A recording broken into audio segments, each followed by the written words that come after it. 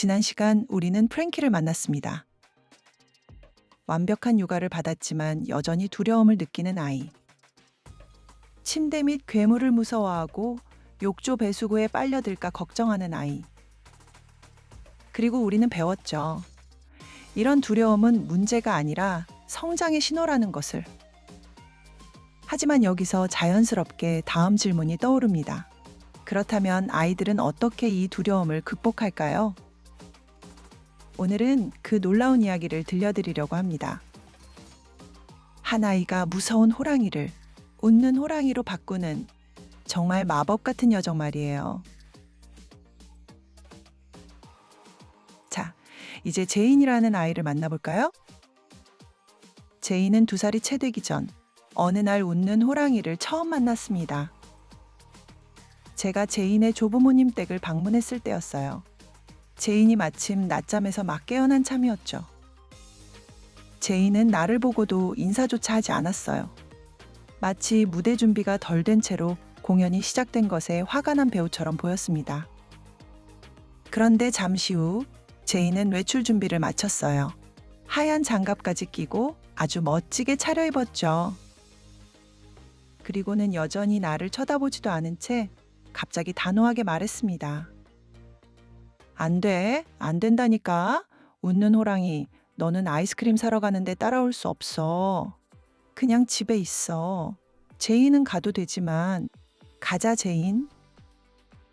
그러고는 당당하게 밖으로 나가버렸어요. 저는 정말 이상했어요. 초라한 동물 한 마리가 따라가지 못해 슬픈 듯 살금살금 거실을 가로질러 어둠 속으로 사라지는 걸 본 것 같았거든요. 정신을 차리고 할머니께 여쭤봤습니다. 웃는 호랑이가 누구예요? 할머니가 웃으시며 대답하셨죠. 으르렁거리지 않는 호랑이래요. 애들을 무섭게 하지 않는데요. 물지도 않고 그냥 웃기만 한대요. 그런데 왜 웃는 호랑이는 아이스크림 가게에는 못 가요? 배려하는 마음을 배워야 한다면서요. 하고 싶은 걸 다 할 수는 없잖아요.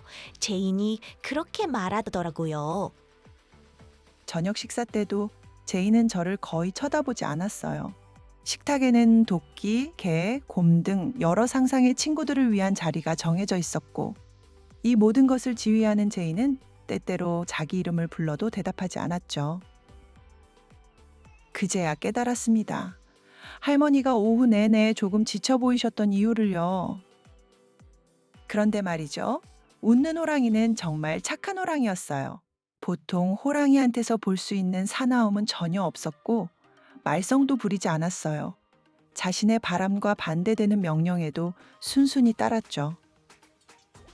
저녁 식사 시간에는 얌전한 손님이었고 가족 나들이 때는 큰 덩치에도 불구하고 전혀 방해되지 않는 승객이었습니다. 세 돌이 지나고 몇 달 뒤 웃는 호랑이는 사라졌어요. 그리고 아무도 호랑이를 그리워하지 않았습니다. 웃는 호랑이는 대체 누구였을까요?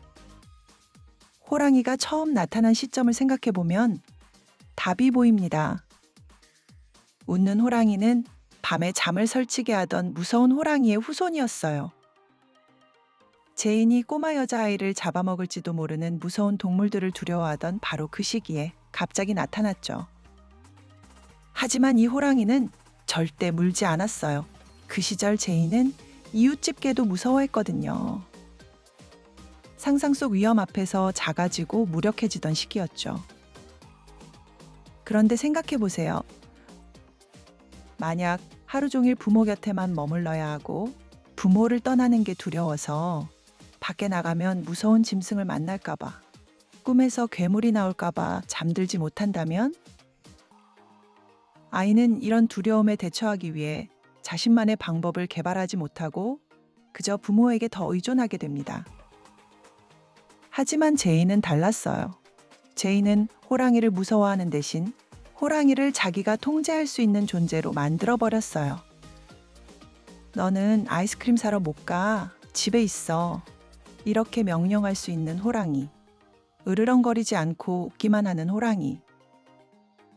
무서운 것이 아니라 자신이 돌봐줘야 하는 존재. 제이는 자신의 상상력을 사용해서 두려움을 극복한 거예요. 무서운 존재를 웃는 친구로 바꿔버린 거죠. 자, 이번에는 토니라는 남자 이야기를 해볼까요?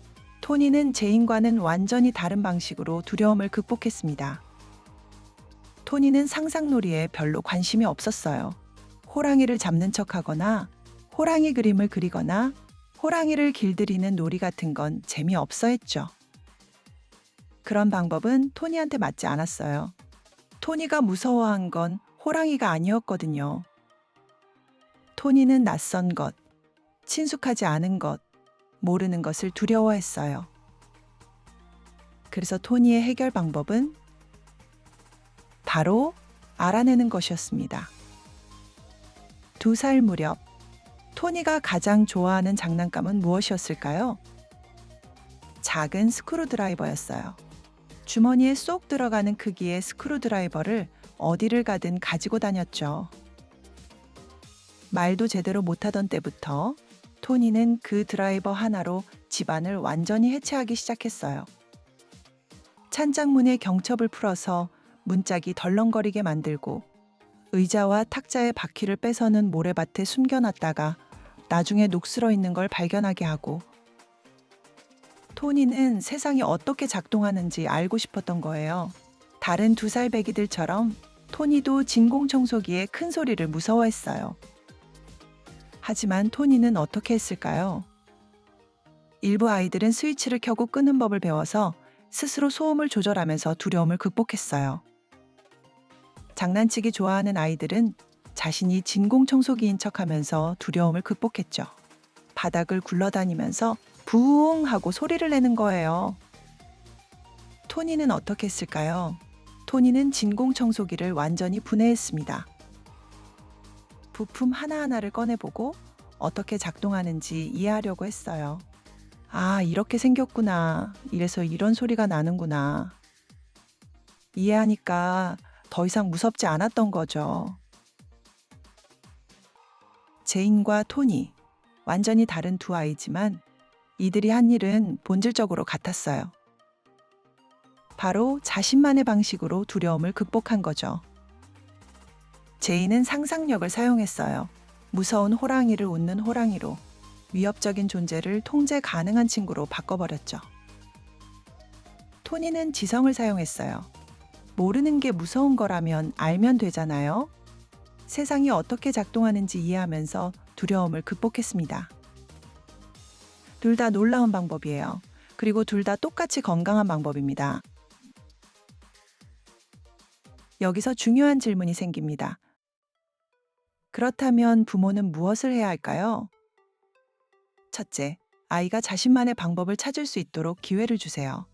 어떤 아이는 상상놀이를 통해 두려움을 극복해요.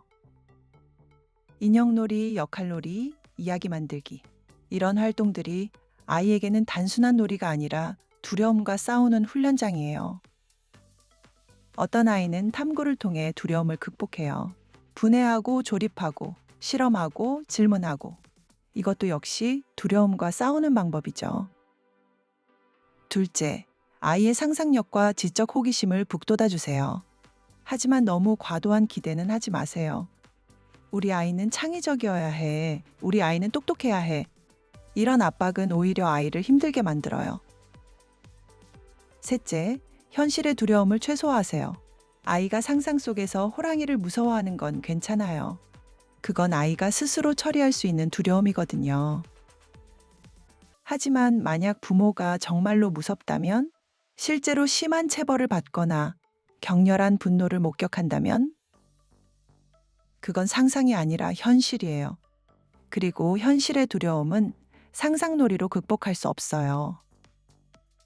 평범한 환경이라면 식탁 밑이나 옷장 안, 의자 뒤 같은 곳에서 상상 속 호랑이를 만나는 경험은 아이의 정신 건강에 매우 유익해요. 웃는 호랑이는 제인이 두려움을 극복하는 데 크게 기여했어요. 호랑이가 나타나는 순간 이미 문제 해결이 시작된 거예요. 두려움이 해결되면 제인은 더 이상 호랑이가 필요하지 않게 되죠. 하지만 조심해야 할 게 있어요. 만약 아이에게 현실에서 정말로 위협적인 상황이 있다면 상상놀이만으로는 충분하지 않아요. 예를 들어 아이가 편도선 수술을 받아야 한다면 이건 실제로 신체 일부를 잃어버리는 경험이에요. 아무리 상상력이 좋아도 이런 현실적 두려움까지 완전히 해결할 수는 없죠. 부모가 할 일은 가능한 한 현실의 위협을 줄여주는 거예요.